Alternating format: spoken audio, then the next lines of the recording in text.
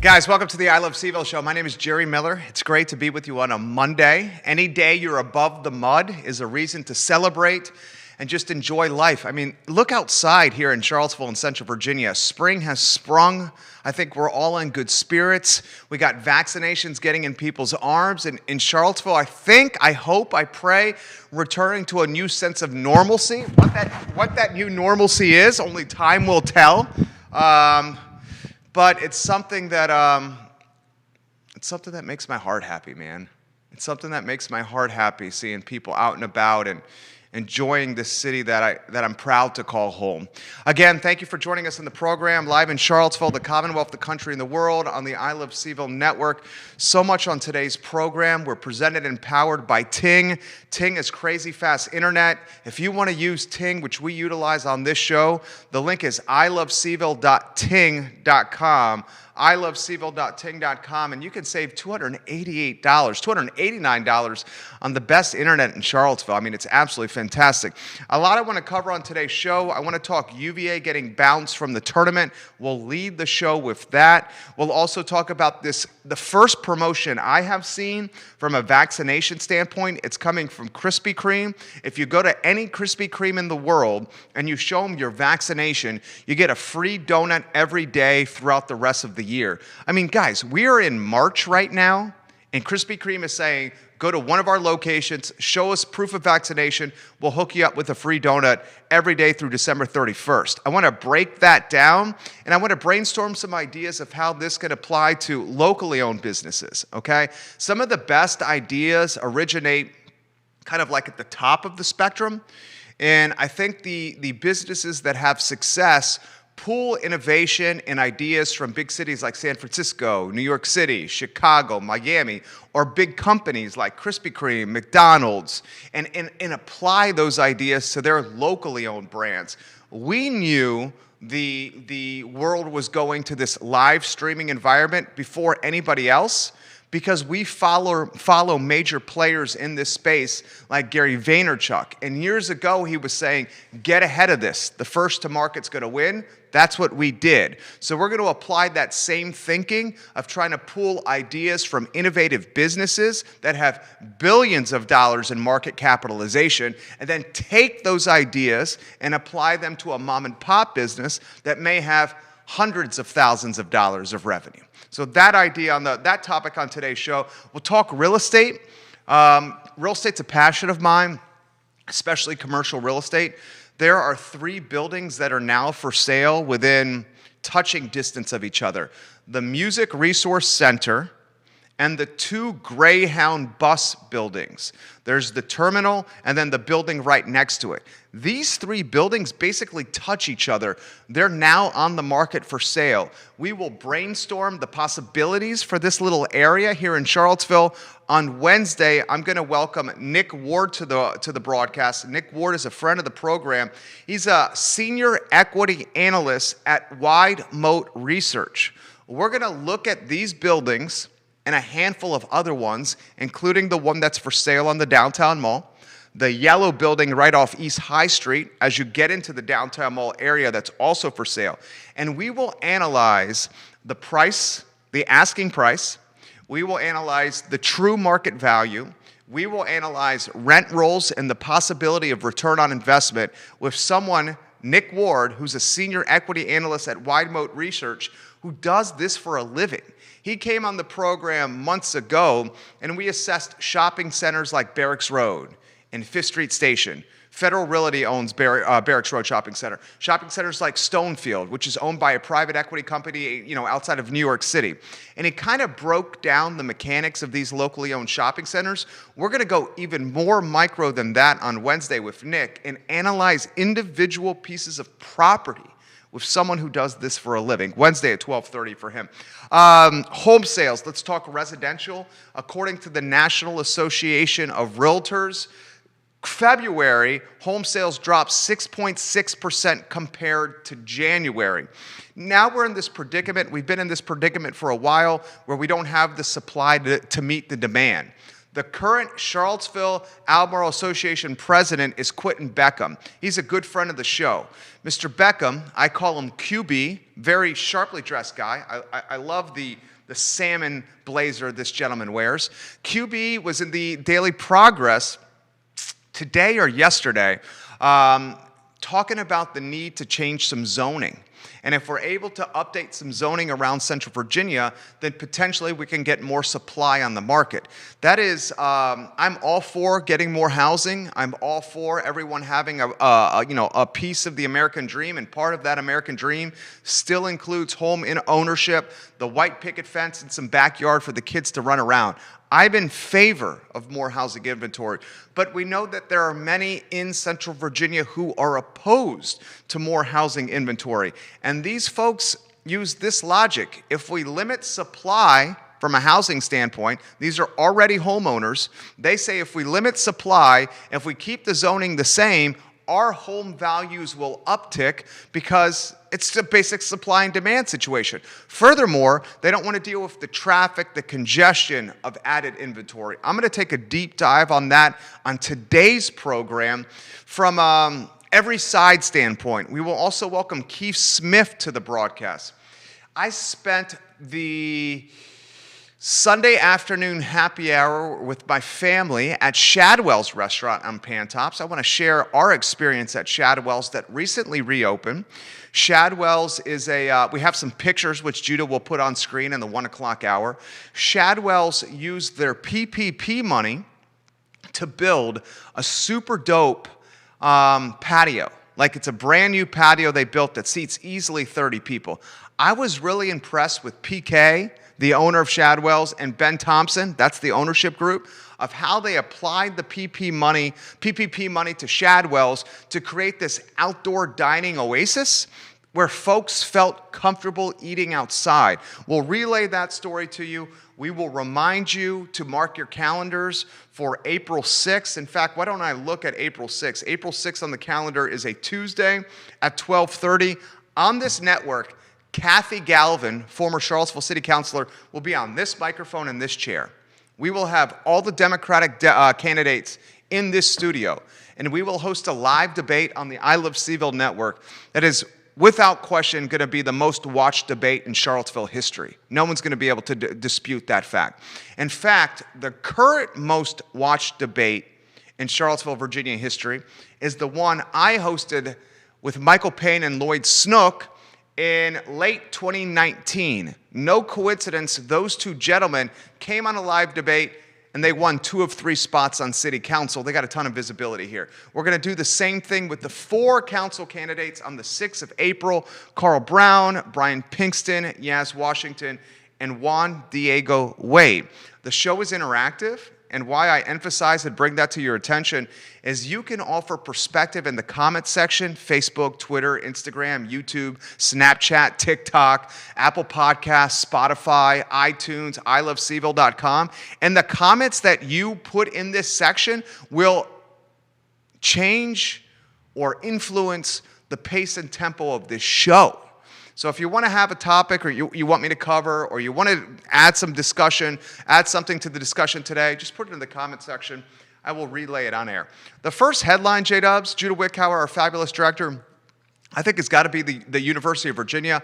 Oftentimes with the rundown, that's news talk for the topics on a show. The rundown's on screen, which you can see. I do that to give you an idea of what I'm going to talk about.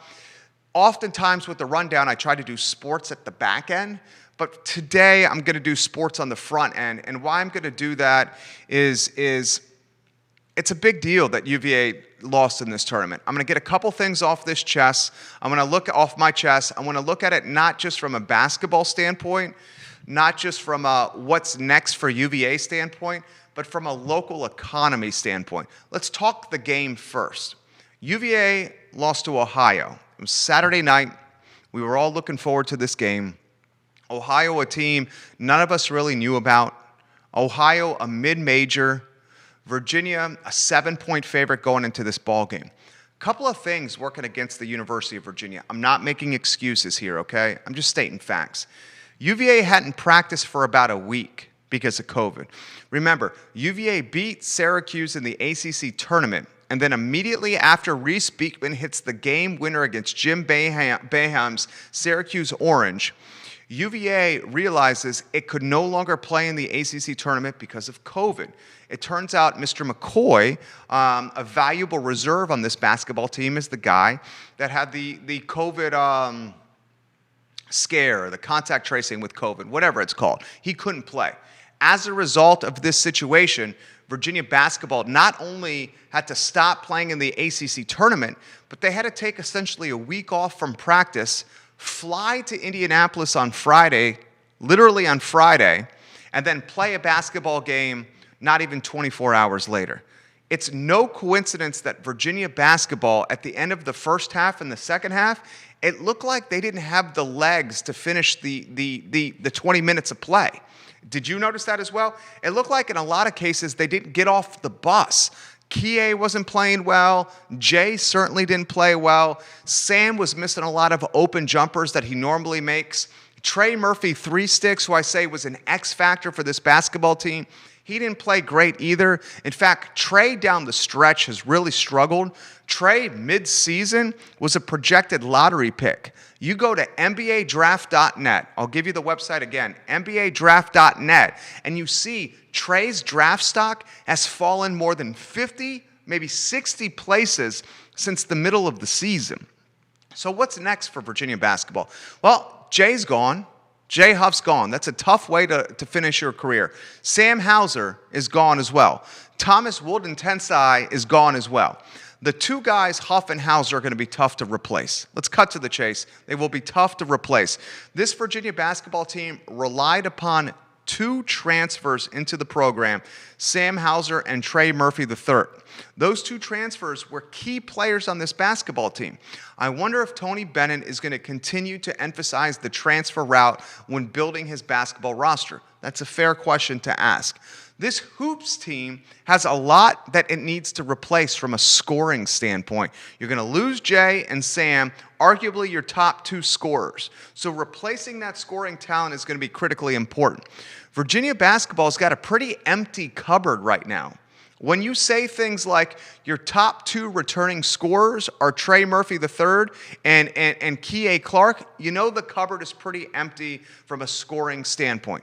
I have absolute confidence and faith in Tony Bennett.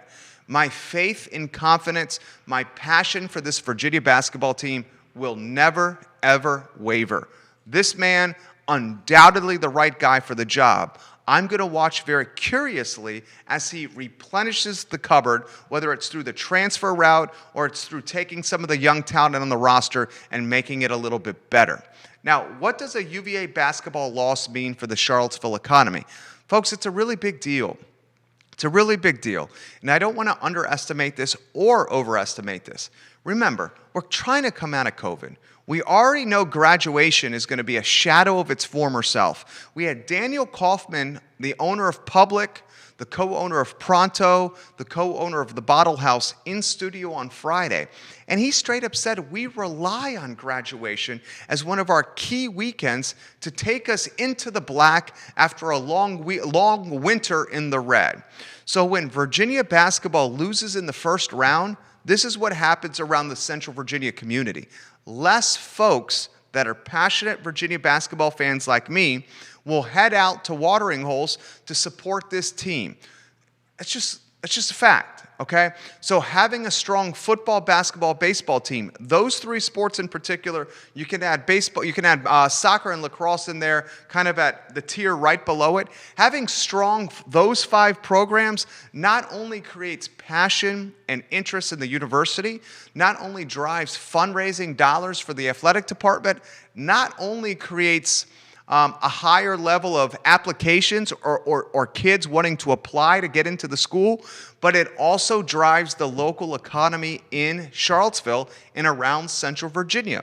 When Virginia basketball, for example, is playing well, we're willing to go out to the bars and spend money for beers and wings and fries and burgers and whatever it may be. When teams like Virginia are not playing in the tournament, We instead choose to save money and watch these other teams at home on the comfort of our couch. So let's not underestimate the value of a strong basketball team in a deep tournament run. Remember when Virginia won the NCAA championship? All the bars were crowded. All the restaurants were packed. We were singing and celebrating in the streets outside Boylan Heights. Now what do? Now who do we root for? Now why do we go to watch the games? Is it Gonzaga? Is it Florida State? Is it Baylor? Who do we pull for now that we don't have a tie in this program? So please realize that when teams like Virginia do well, it's not just good for the athletic department. It's not just good for us as fans of the orange and blue. It's not just good for driving applications, new first years wanting to get into the school, but it undoubtedly positively impacts our economy in Central Virginia. And right now, our economy in Central Virginia needs more positive impacts than ever. All right, if you have any comments you want to add, put them in the feed now. I will relay them on air. For example, Johnny Ornelas, who owns El Mariachi and Guadalajara on Fontaine, he just put this comment in the comment section. Jerry, the Guadalajara on Fontaine, all employees have had their second dose from a vaccination standpoint. Johnny, congratulations, man. Your entire Guadalajara restaurant on Fontaine's been vaccinated. That is awesome, dude. I am so happy for you guys. I will relay your comments on air. Bashir, welcome to the broadcast, my friend. Thank you for joining us. Grace is watching the show. Grace is the best. She's watching in Crozet. We love when your family watches this program. Judah, the next topic I want to get to on the I Love CVille show is some real estate talk, okay?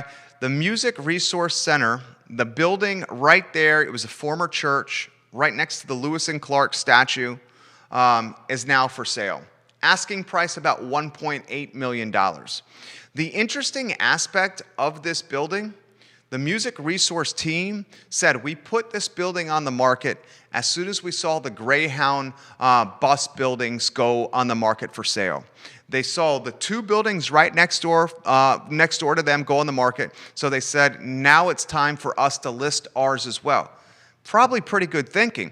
Can you imagine running a music resource building when the buildings next to you are for sale, potentially purchased, and then redeveloped from a construction standpoint? That's going to impact music, having construction next door. Furthermore, if you can get a good price for the Greyhounds, the Music Resource Center building is a comparable. That will drive value for that building.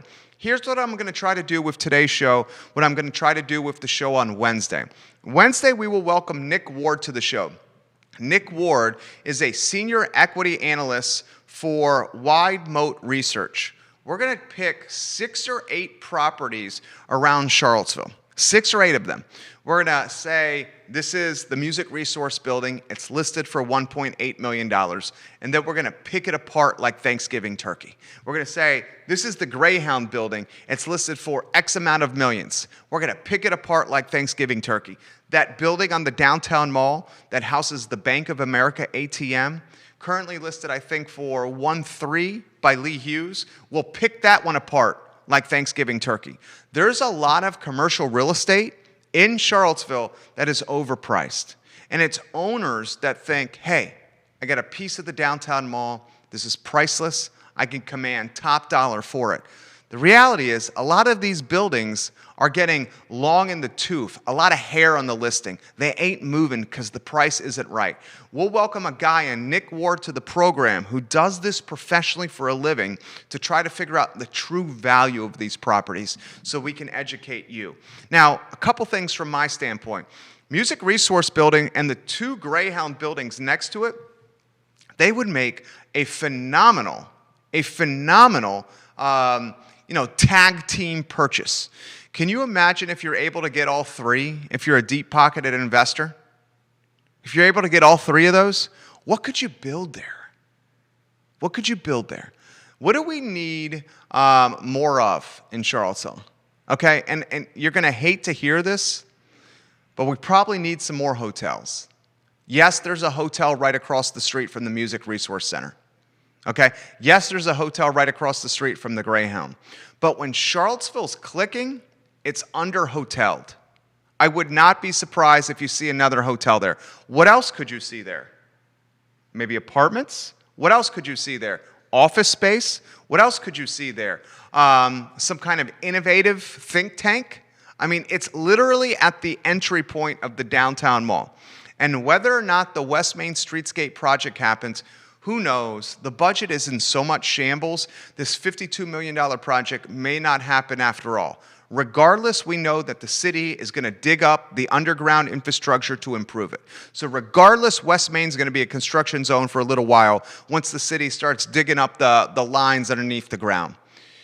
Once that is done, these three properties, the Music Resource Center and the two Greyhound buildings, will be what people see when they go into downtown Charlottesville, driving from UVA, from Midtown, to enjoy the best 8 blocks in the city, which is the downtown mall.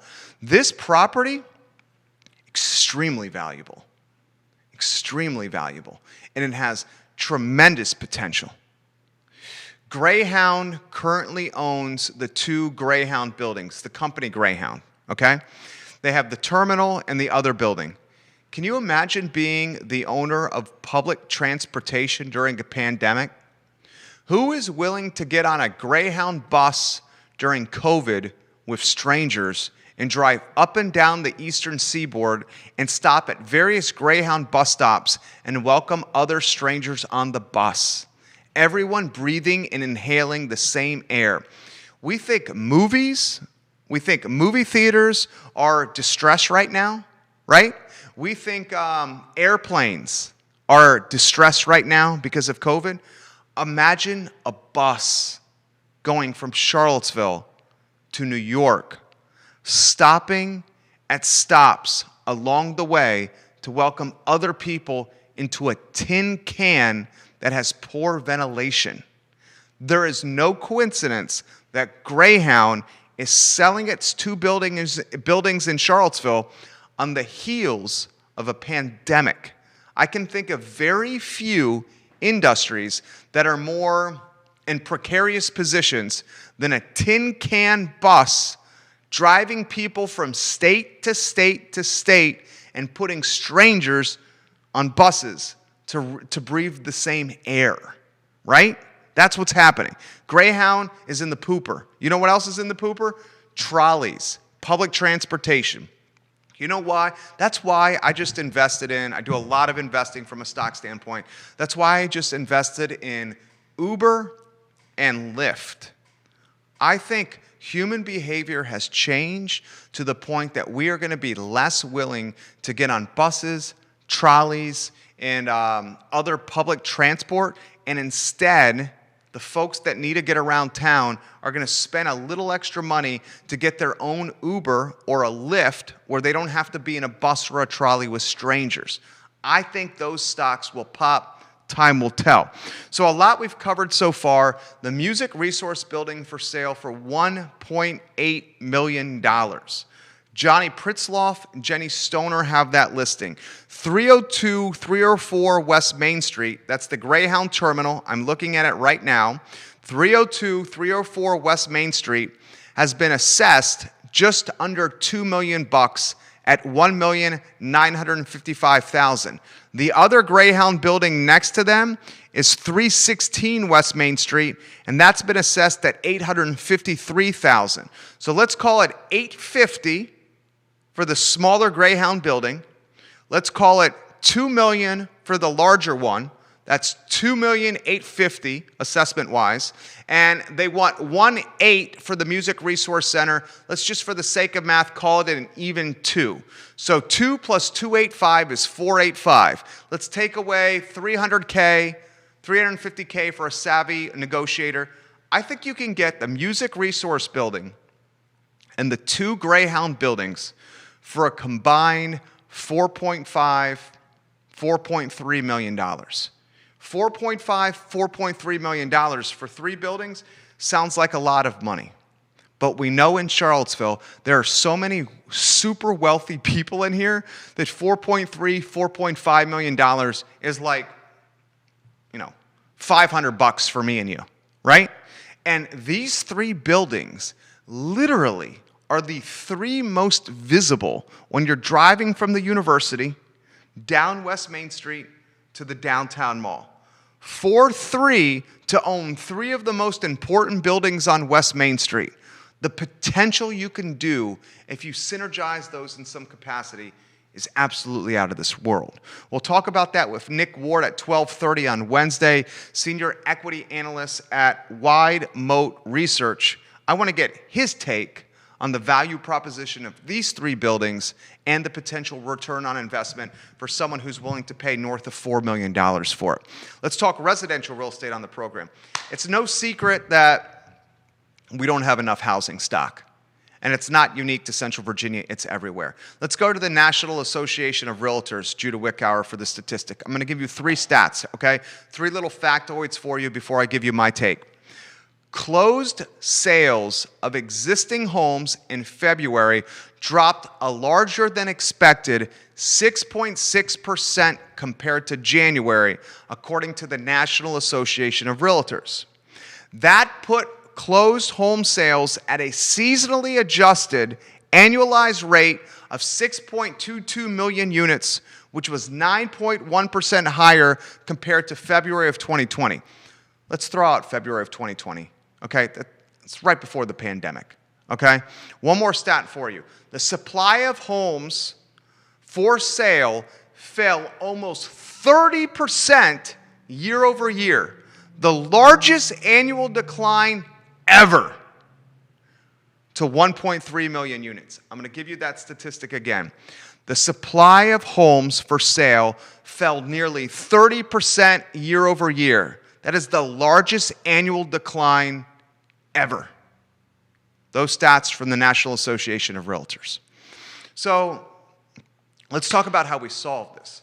Well, QB, Quentin Beckham, CAR president of Keller Williams, good friend of the program. He was in the Daily Progress, and he's like, we got to consider a zoning change. Let's consider the city of Charlottesville, only the city of Charlottesville.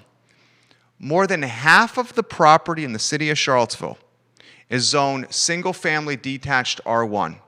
That means more than half the property in our town, in the city of Charlottesville, can only have a single-family house built upon it. As a result, Quentin, who's now the CAR president, and part of his job is to drive attention to circumstances that are going on in our area, he reiterated the need to consider a zoning change in Central Virginia, whether that's the city, whether that's the county, to allow more housing stock to be built. I am all for this. I am all for someone, a family, an individual, a couple, whatever it may be, earning their own piece of the American pie, the American dream. And to this day, a portion of that American dream still includes the white picket fence, the backyard, a 30-year mortgage, and home ownership. Unfortunately, in Charlottesville, and certainly in Albemarle County only allows 5% of its land to be utilized for residential or a commercial development. Only 5% of Albemarle can have development on it. Think about that, right? Think about it, okay? So here we have Charlottesville, half the land, half the residential zone for single-family detached. Here we have the county of Albemarle. Only 5% of Albemarle in totality is allowed to be developed. We have two municipalities in the city and the county that are hotspots. People want to go here. They fell in love with the city and the county just like I did as a student at the University of Virginia. They realized that the hospitals are fantastic. They realized that there's tech innovation here. There's restaurants for all of us to enjoy. We're saturated with restaurants. Corin Capshaw's built the music scene. Tony Bennett, Bronco, Brian O'Connor have built UVA sports into a juggernaut, into a behemoth for those of us that love sports. We got hiking. We got mountain biking. We got music. We got food. We got a strong economy. We got good schools. We got quality of life. We got the university. If local government doesn't screw these things up, we got a phenomenal place to live, right? All that is creating this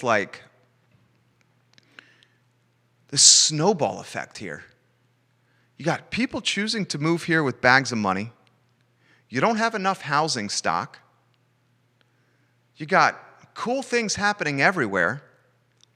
And you got a large portion of the Central Virginia population that's trying to limit development and keep zoning changes from happening because they don't want to deal with traffic.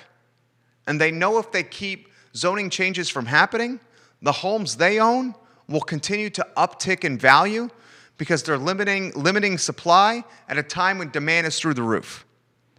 This is a catch-22 of epic proportions. Here's why.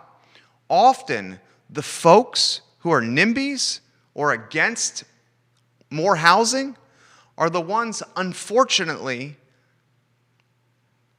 that are deep-pocketed, that are organized, that have time on their hands, that own homes, and can band together, organize, lobby the Board of Supervisors, lobby the City Council, be the loudest voices in the room, and say things like, if you want to get reelected, you keep this stuff from happening. That literally is happening now. So how do we solve a conundrum? And the conundrum is as simple as this. People want to live here, they want to own homes, and they want to do it at a rate that they can afford. Marketplace dynamics are keeping that from happening. Whether it's a Dillon rule state where the Board of Supervisors and the city councilors of Charlottesville really don't have the autonomy or the authority to change zoning, or it's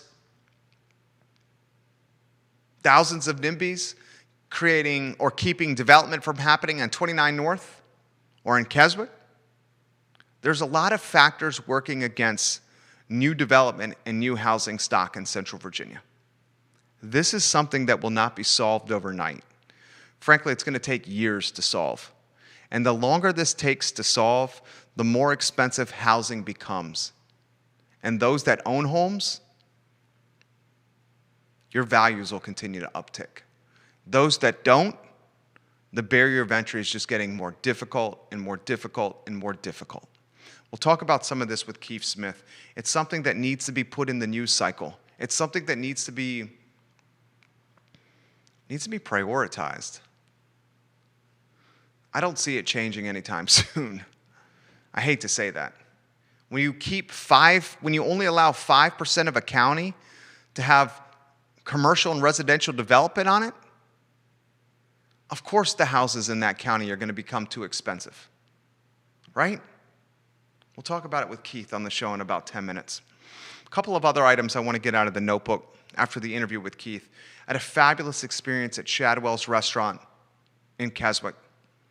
The ownership team at Shadwell's used their PPP money to build a phenomenal outside patio. I mean, it is truly beautiful. This patio was popping yesterday. We'll talk about that. My family and I went there and enjoyed oyster extravaganza. Some margaritas, some cold beers, some beignets, a phenomenal experience at Shadwell's. I was impressed with how the ownership team took the PPP money, built this patio, had it done right in time for the warm weather, and they will see return on investment because they took that risk. I also want to remind you that the 6th of April, a Tuesday at 12:30, we will host the most watched debate in Charlottesville, Virginia history, and it won't even be close. 2 of the 4 people that are in this debate will win a spot on Charlottesville City Council. It's going to be the 6th of April, a Tuesday at 12:30 p.m., and will be moderated by Kathy Galvin. I will host it. All 4 Democrats in the House. We're going to ask questions that matter, questions that will impact the community. Mark your calendar for the 6th of April at 12:30. It's a debate that will literally show you what the candidates are all about as we head to a June 8th Democratic primary and a November 3rd general election. Judah Wickhauer, I'm going to reach out to Keith Smith now. Vanessa Parkhill, welcome to the broadcast. Lily Humbert, welcome to the broadcast. Mark Brown, hello and welcome to the broadcast. Thank you very much for watching. Scott Aaronworth, Katie Wakeman, Wanda Wan, Rondell Washington, Steve Harvey, and Will Nafi, welcome to the broadcast. I see 4 states, Virginia Beach, Richmond, Albemarle, Crozet, Northern Virginia, Southwestern Virginia, all watching the show as we speak. Keith Smith on the line, Judah Wickower. He's the distinguished gentleman, the star of Real Talk, Tuesdays and Fridays, 10:15 a.m. on the I Love CVille Network. So, Keith, a lot I got to cover with you so far. National Association of Realtors released some statistics that I want to throw to you, some statistics that I know you follow and cover really, really well. Month over month, January versus February, sales fell about 6.6%. Let's start with that topic first, my friend. What did you make of these metrics? Well, I think that's a clear demonstration of a lack of inventory, right? There's just nothing to sell. I'll just give you an example. Young and I had an open house on a home that you were kind enough to push out for us. We showed up at 1:45, and there was 12 couples waiting to get into that house at 1:45. So it's just indicative that there is more buyers than there are product to buy. And by the way, you're doing a great job on the show. I've feverishly been taking notes. So, as usual, I love my Monday times with you because I'm trying to catch up with notes, and you're firing so darn fast. So let me throw. Thank you so much. Can I throw this to you? Sure. What was the temperature and the mood of all those folks that visited the open house? Like, what were they saying? What were you hearing? You're a great read of people, and I know this stuff is important to you because it's indication of the marketplace, what people are saying or hearing. What were they saying to you? So it's an interesting, you should ask that question. What they're saying, it's kind of a double-edged sword. They're excited about that, but they're also super frustrated because you're constantly hearing, I've lost 5 deals, right? I've lost 6 deals. I've lost 2 deals on an opportunity. So there's that, but then they're just excited to go ahead and do this. And we were kind of beta testing this open house because we wanted to do just that, to get a temperature for what was out there. We're going to talk a little bit tomorrow on Real Talk about, has this vibe started changing overall? I'll give you a quick example. Young and I on Friday tried to go out at 7:30 in the evening to go get dinner. I couldn't find a table. I was super disappointed, but super excited. So I think the temperature is changing. The vibe is starting to change out there. For the folks that showed up to the open house, you said 12 different parties 15 minutes before you got there waiting to get in. Are they at the point where they know if as soon as they walk in, they got to come ready to go, or they're not going to scoop it up? Well, I can tell you before open house, we had multiple offers on the table. Before the actual open house? Before the actual open house. So does that mean the multiple offers are coming in before people are seeing it, or it's just the agent went and showed them the property on their own? No, so we went live on Thursday, so these were showings that happened between then and Friday. I think part of the strategy for that is they wanted it to go into contract before it went into open house, and in our best, in order to get the most exposure for our client, we felt an open house was a great idea, which it turned out to be. It was a tremendous amount of traffic. It was also a beautiful day, right? Beautiful day to go out and look at homes. So you do policy, you lobby, you do real estate, you do development. I mean, you wear a lot of hats here. Explain the Dillon rule state and the fact that the county and the city really don't have this autonomy to potentially change zoning to create more housing stock. Is that accurate? Oh, well, I'll put my politician hat on. Yes and no. Okay. Right. Okay. So the bottom line is to understand about the Dillon rule that the tool chest available, the tool sets available to any jurisdiction is dictated by the state. Right, so if it doesn't exist at the state level, then it cannot be implemented at the local jurisdiction level. So if it's not in the toolbox, they can't use it. So that's why certain things have to run through the state process in order to be implemented at the local level. And I just want a quick thing to jump in on the church. On Ridge Street, I did a quick research on it. It's actually in a it's in an independent historical district, right? So in other words, the people that own that put it into the historical preservation district. One of my brother-in-law and your friend put in the feed, so I'm just answering that question. It does have some historical context to it.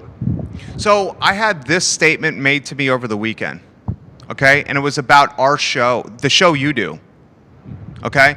We're having a birthday party for our little boy. There's 15 or so families over. One of the dads watches the network religiously. He's an investor, really loves your show because we talk real estate. I mean, let's be honest, that's why he loves it. And he said, literally to me, I'm not going to say his name. It wouldn't be fair to him. But he said, Jerry, stop chomping at the bit to change the zoning and get more housing stock on the market. We're all homeowners here, and as long as things stay the same, all our property values will uptick. And for most of us, this is our number one piece of investment in our portfolio. Just let them go up 5 to 8, 9% every year, and let's just reap the benefits. And he said that to me, and my mouth went agape. I mean, I was almost floored by this. I'm trying not to do that right now. But then I reflected and thought about it, and I said, it's his opinion. Is not necessarily wrong that if the housing stock is limited, his value is going to go up, right? So he's seeing it strictly from a me standpoint and not from a community standpoint. I'm not so sure about that. I just think it's a matter of education, right? And I don't have stats with me to quote at this point in time, and this could be a great show. And I've been taking notes, and we need to do a NIMBYism versus YIMBYism roundtable, bring two folks from different sides of the opinion on that and do that and it's difficult to get folks put together. But I think if you take the time to do the research, and Neil might chime in on this, Neil Williamson of the Free Enterprise Forum, I don't think that's true. I don't think increased density does decrease your value. I don't see how that equates. I don't have the data to back it up, but it may feel that way, but I'm not so sure the data supports that. So you're basically saying if we increase the housing stock, that does not necessarily mean No. Walk me through that. Well, I don't have the data to walk you through it, and I'm not prepared to do that. And I have to get that put together for when we come on the show to answer that question. But the data I read from NAR and all this stuff does not necessarily support that to be the case. So density increase does not in itself decreases the value of your property value. I mean, otherwise than that, places like New York City would go down, right, as people move into it. So but I can't speak to it intelligently because I don't have the data in front of me. But I can assure you, I don't think that's an exact correlation. He added I don't think it's a straight line from A to B. There's many different things in the middle of that. Okay. He added this statement. Aaron King, I miss you too. I'm a big fan of you. You know that. He also said this. Increasing the density is going to increase the congestion around here. Do we want to sit in more traffic? Well, that's a reasonable question and a reasonable statement. That makes sense. So, again, that goes back to that this is not a chicken and an egg kind of thing. And we talk about this all the time. One thing never affects one thing. One thing affects many different things. So, of course, you have to look at this thing holistically. And I always talk about the trifecta, right? Increased density, increased traffic, and education, right? You've got to look at those three thing. But we had a great conversation on Friday with Nelson County. Nelson County has only 60% capacity according to Jesse Rutherford, so they have room in that, right? But they may have some infrastructure issues that we have to work through. None of these things. This is extremely complex topics, and we try at the best on Real Talk anyway to try to digest them in more digestible and understanding. Neil Williamson is watching the program. He shared a link to a free enterprise forum link.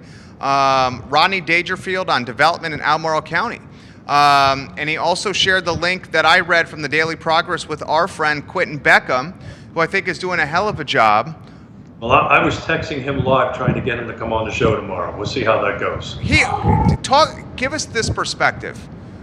What does the president of CAR do, in particular coming out of a pandemic, in particular in a region where supply is so diminished? Wow. I don't have an answer to that question, but I will tell you that he's trying to tackle that maybe previous presidents have not. And if you take a look at the history of that, typically previous presidents of the association were not so vocal about this type of topic. So I'm encouraged that he's doing that, and I want to give him the opportunity to talk about that as much as possible on our network and on our show. But look, I think and I'm going to switch my hat to the chairman of the Regional Housing Partnership, because we had a really great zoning conversation last week. I know according to your audience, this is a small number, but for us, we had 100 people on there, which I've never had any more than 5 or 10. So this topic is going good. Actually, next month I'm going to talk about rezoning pro formas, how this stuff actually costs, and how do we get to providing affordable housing.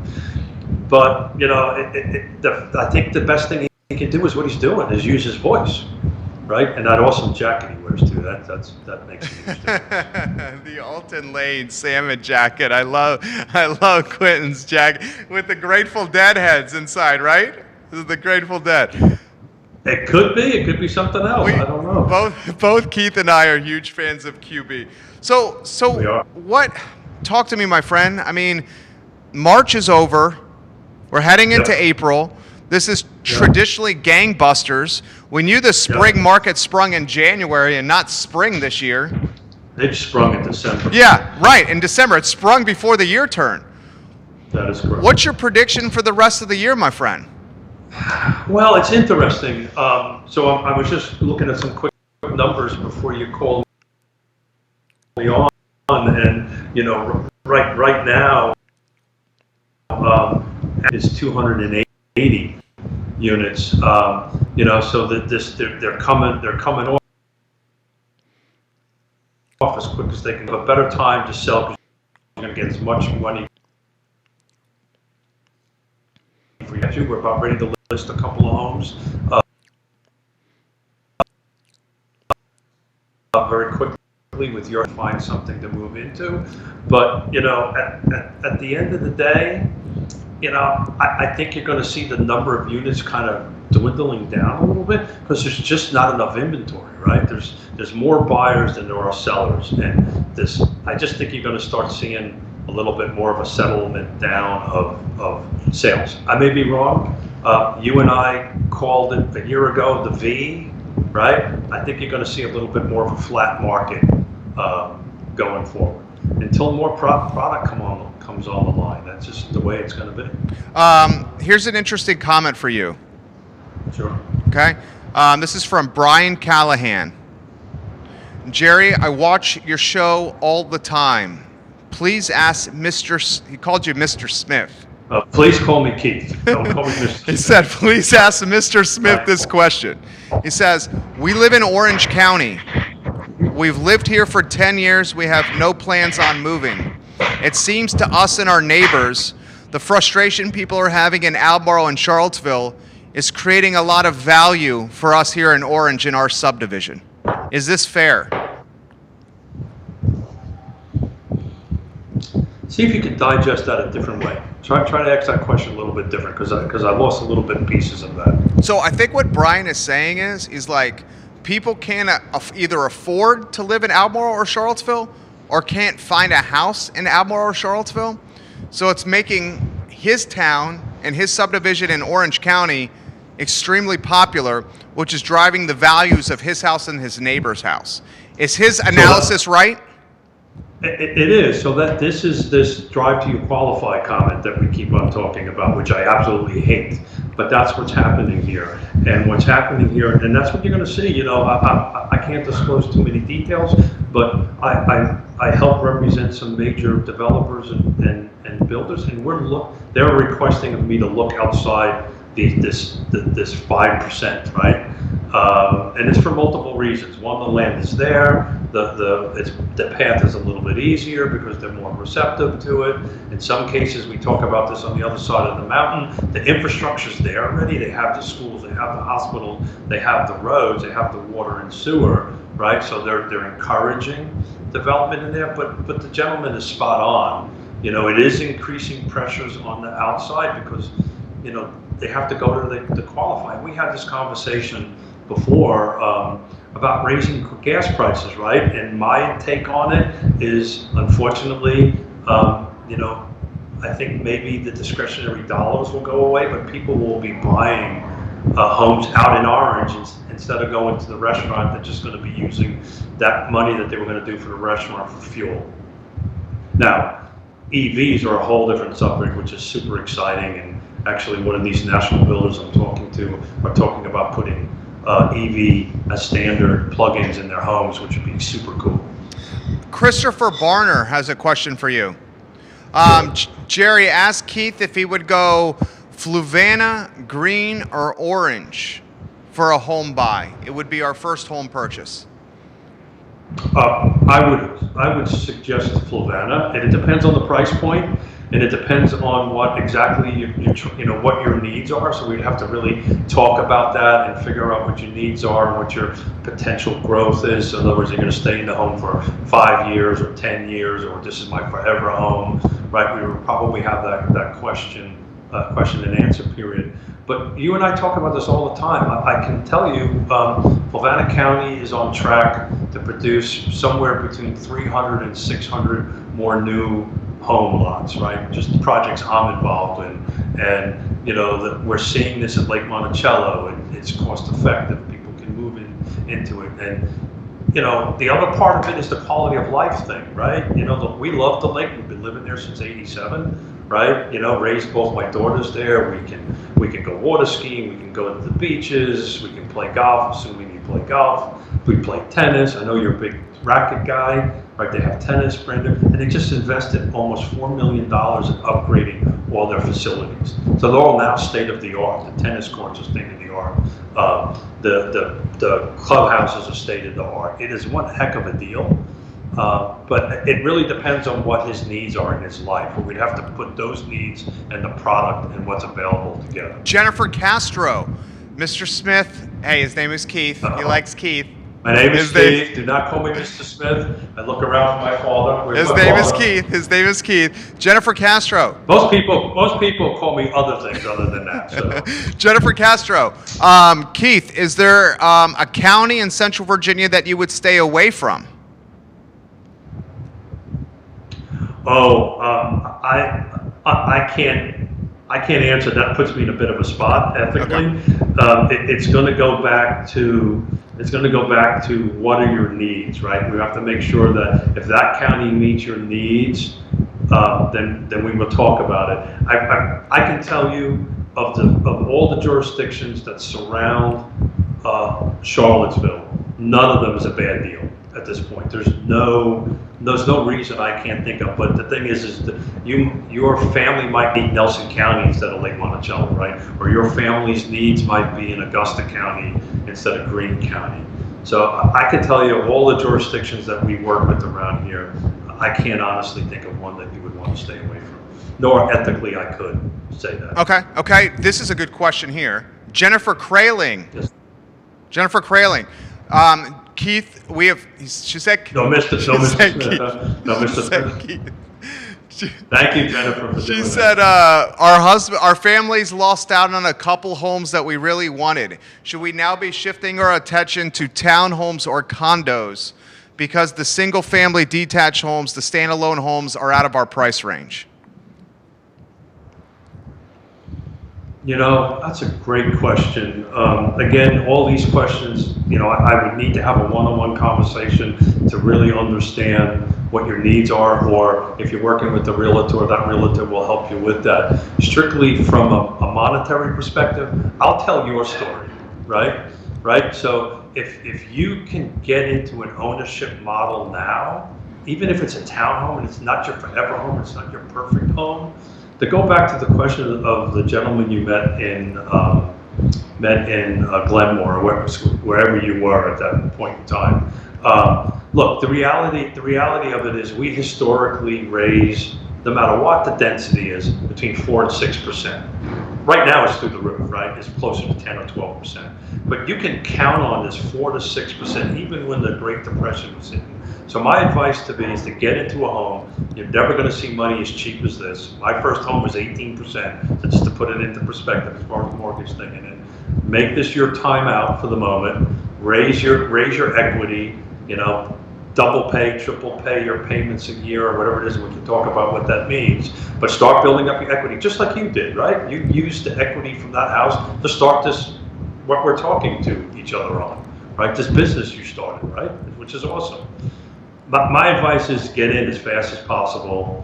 It may not be perfect, but you will increase your value easily 4 to 6% year over year. Then maybe the market will cool down a little bit, sell it, and then move laterally over to a single family. Is the 4 to 6% the rule of thumb across the board, depending on what kind of house it is, or is that more standalone R1?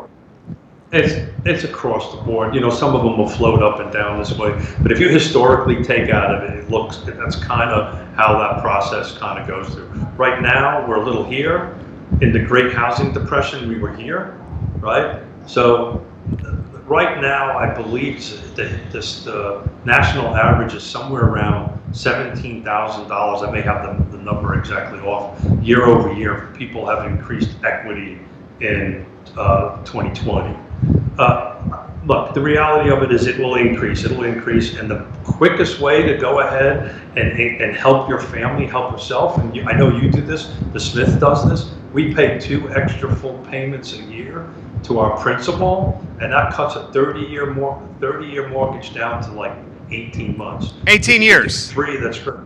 18 years, thank you, sir. That was a little too much. Sorry.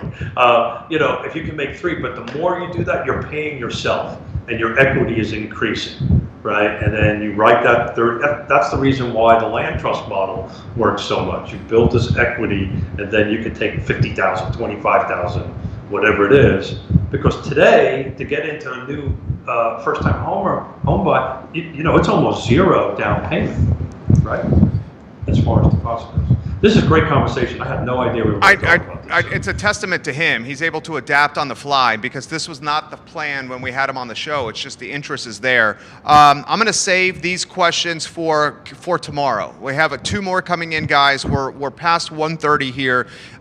We'll save these for tomorrow. Real Talk, 10:15 a.m. tomorrow. How about a preview of tomorrow's show, Mr. Smith? Keith?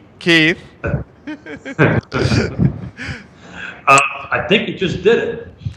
I'm going to try to bring in Quentin Becken to talk a little bit about his article and talk a little bit about that. But what I wanted to do was throw out to the feed that, hey, are you starting to feel this vibe change? And let's talk and do exactly what we just did and have some two-way conversations. So the people that have some questions or want to ask questions about this, please watch tomorrow at 10:15, and we'll tackle these the best way we can. Keith Smith, a.k.a. the Distinguished Gentleman, a.k.a. Mr. Smith, a.k.a. the Executive Producer. 10:15 a.m. tomorrow, 10:15 a.m. Friday. Yes, Team Realtors. Yes, Realty Partners. My friend, you're the best. And the better 1/8 of the couple of Keith Smith and Uva Smith. That's my favorite time. A.k.a. 1/8 of the Smith tag team partnership right there. Tell Yona, I'll see Yona shortly, right? Yeah. She actually thought we were doing this meeting, and she was about ready to sit down. I'm like, no. 11 minutes. Oh, okay, I'll go get Mrs. Smith. I'll see you in 11 Good to see you, my friend. Hey, I always love every single minute I spend with you, and I'm going to give you a shout out. I put it in the feed. You were talking about what makes Charlottesville great. You know what makes Charlottesville? One of the things that makes Charlottesville great? The I Love CVille Network. Thank you, Keith. Was that a good plug? That was very good. You've become a very good broadcaster. You have a good day, my friend. I'll talk to you soon. I love you, brother. Take care. Later, Keith Bye. Smith, guys. Yes, Team Realtors. Couple things. We'll relay our story to you. So, 2008 2008, I'm renting a home on Little Graves in Belmont. This is behind Spud Nuts, the old Spud Nuts. It's me, my buddy Tom, my buddy Shannon, and my buddy Henny. We're fresh out of college, 2 years removed from college. All of us are broke. I mean, broke. It was a 2-bedroom house. We took this kind of like this Four Seasons room and converted it to a bedroom. So we took a 2-bedroom house, made it a 3-bedroom without the landlord knowing, put my buddy in this converted Four Seasons room, and we did that so we could take $1,000 on Belmont, a house that was running for $1,000 in Belmont, and instead of me and Mike paying $500 each, we put our buddy Tom in this converted Four Seasons room without the landlord knowing, and then that knocked the price down to $333 a person for rent. We still had utilities, water, cable, electricity, etc.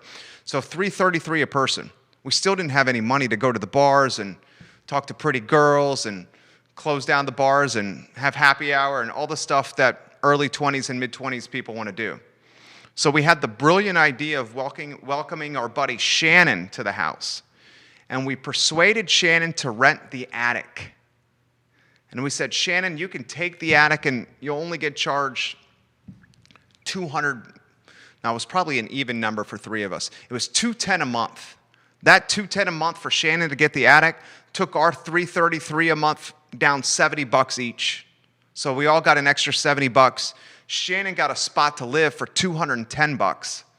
Now, Shannon had to climb a rope ladder to get into the attic, literally a rope ladder to get into the attic, because the attic didn't have the drop-down staircase, okay?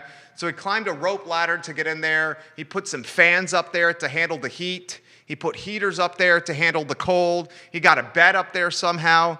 Somehow managed to get pretty girls to go up to the attic, climbing the rope ladder up there with him. So here are 4 dudes living in Little Graves in Belmont, behind Spud Nuts, stumbling to and from the downtown mall, hopefully chatting with pretty gals. And at that point, it's 2008, I said, I'm going to take a chance. I'm going to buy a place. I didn't have any money, had very little money. In 2008, mortgage brokers were giving loans to every Tom, Dick, and Harry. I guess I should say every Tom, Dick, Harry, and Jerry. I was one of those guys who got one of those loans. I ended up buying a condo, 3-bedroom, 2-bath, and a den in the villas at Southern Ridge down 5th Street Extended. It was a 5-phase build-out. These were apartments that were converted to condos. And in 2008, the villas at Southern Ridge was a place you didn't really go to. It was sketchy. It was crime-ridden. It was just not a very savory part of Albemarle County. So I bought a 1,200 square foot condo, 3-bedroom, 2-bath, and a den in phase 1 of this development. There are 5 phases. Each of the 5 phases was going to have somewhere between $5,000 and $10,000 of built-in equity. Meaning in phase 1, you got the price for this. Phase 2, the price went up $10K. Phase 3, the price went up $10K. Phase 4, the price went up $10K. Phase 5, the price went up $10K. The people who got in phase 1 got the benefit or earned the return on investment of these $10,000 increases for each additional phase. Well, here's what happened. In 2008, the economy crapped out. We had a recession, and it was tied to housing. The 2008 recession was undoubtedly tied to housing. So phase 1, while it was the lowest price, while it was supposed to be the lowest price of all the 5 phases, phase 1 ended up being the highest price of all the 5 phases because the developer, who's out of Virginia Beach and has no ties to Charlottesville and does not have to see the people who bought in phase 1, because the people who bought in phase 1 obviously would be pissed off with the developer, who then took phase 2, phase 3, phase 4, and phase 5 and cut the price, immediately diminishing the value of anyone who purchased in phase 1. Are you with me? That's what happened to me. 2008, I choose to quit my career as a broadcaster for ESPN, as a broadcaster for NBC 29, as a sports writer and editor at the Daily Progress. I quit my career despite my family begging me not to do it, and I launched this business out of this condominium. Long story short, I had no clients for 6 months. I had to welcome friends into the condominium. It was a 3-bedroom. I had the master. There was 2 others that were empty. I had to welcome 2 friends to rent these 2 rooms below market value. They got hooked up. Rent was below market. But that $800 they gave me a month literally was how I was able to keep the mortgage and keep from losing the mortgage page and keep from losing this condominium. That's how bad things were in 2008 for me. I was doing all kinds of side hustles, hosting I Love CVille trivias 4 nights a week at the Millmont Grill, at the Lazy Parrot backyard. I'm a good pool player, billiards, pool. I was hustling pool around town just to make $100, $200 a week of pocket change. And I was at the point where I'm like, I think I may lose this property. Long story short, we get a couple of good clients. Annie McClure owns a bunch of restaurants in town. Marina Ringstrom was one of our early clients. And then these people start telling other people. And our book of business starts building. And that condo, I was a whisker's hair away from losing this condo and defaulting on the mortgage. That condo now is a rental property in a portfolio of nearly 20,000 square feet and 27 tenants. That condo is cash flow positive and potentially something I can pass down to my son. What I learned from this experience is buy something that if you need to rent, the rent that you can earn will cover your mortgage if the you-know-what hits the fan. That's what I learned. What I also learned is the value of real estate ownership. I owned it so I could rent out the places to my buddies. You can't always do that if you're not the owner. There's oftentimes subleasing language in leases that keep you from doing that. What I learned is a piece of property can become a piggy bank or a savings account. And you can utilize that piggy bank and savings account for what you need to do. Now, I never took a HELOC against it, never pulled any money out of it. But what I did was rent the 2 rooms, use the money from those 2 rooms to basically cover the mortgage, which was $1,005 is my mortgage on that piece of property. $5 over $1,000. If you're getting $800, that means you're just responsible for $205, and then you got the mortgage covered. So I guess if you learn something from that experience, and we know this, 99.9% of the time, owning is better than renting. It might not be easy to buy, but if you can do it, it'll help you start building some kind of wealth that you didn't have before. Renting, you're just paying your landlord's mortgage. Owning, eventually the debt's going to be paid off and you got an asset free and clear. That's what I learned from that experience. I learned that really early on.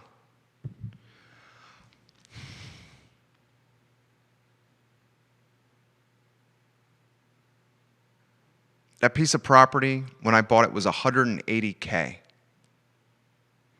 Not only was it $180,000, but getting a loan was so easy then.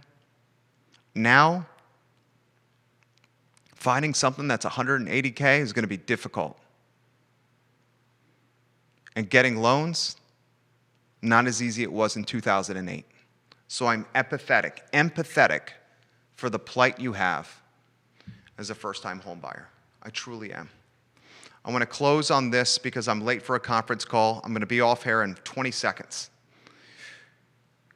Krispy Kreme Donuts is doing a promotion right now where if you go to any Krispy Kreme in America, heck, it might be the world, and you show proof of vaccination, you get a free donut. That donut costs Krispy Kreme nothing. That's a loss leader. No one's going to come just for one donut and leave. They'll probably buy coffee, a dozen donuts, something else. It's called a loss leader. I want to encourage the small and medium-sized businesses, especially in the restaurant space, to do something similar. Show proof of vaccination, and you get incentivized somehow. Okay? Make that incentive something that's a loss leader that will get people in your door spending money on other items on your menu, just like Krispy Kreme is doing. Not only will that drive revenue to your bottom line, but it will encourage Americans across the board to get vaccinated. And if we do that, consumer confidence will continue to uptick and this economy will turn around and a sense of normalcy will be around the corner. Please consider that as a marketing strategy that could benefit the community in totality. Krispy Kreme, I was impressed. I think they're the first F&B brand to do this. Am I missing one? I think Krispy Kreme's the first to say, proof of vaccination gets you this. I expect more will follow. And then lastly, before I get off air, April 6th, Tuesday, Kathy Galvin will host the Democratic debate, the most watched one in Charlottesville history on this network at 12:30. You're not going to want to miss that one, guys. That's the show. My name is Jerry Miller. Thank you for joining us on a glorious day to be alive. If you are above the mud, rejoice, because we're alive. I'm out of here. My name is Jerry Miller. Thank you for joining us. Take care.